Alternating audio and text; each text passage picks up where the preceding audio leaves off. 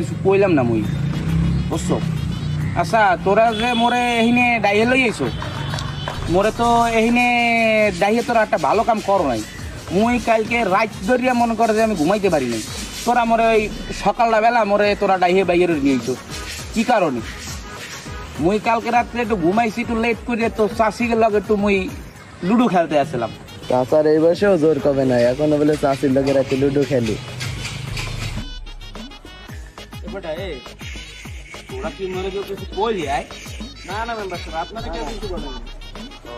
ঠিক আছে, মুই তো ভাবলাম মরে তোরা তো কানাফুটি করতে আসে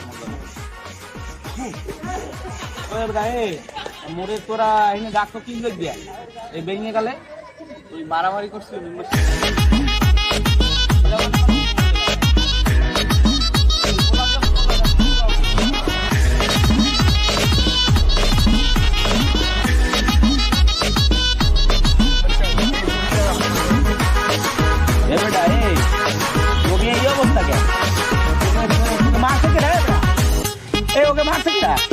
মারামারি করছে, তোরা দুইটাই মারামারি করছো?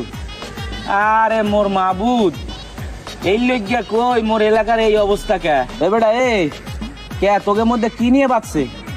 কদিন মোরে খুললা কা কি হইছে তোকে মধ্যে? মেম্বার সাহেব, ও আমার গার্লফ্রেন্ড দিয়ে ব্যাড ল্যাঙ্গুয়েজ ইউজ করছে, ঠিক আছে?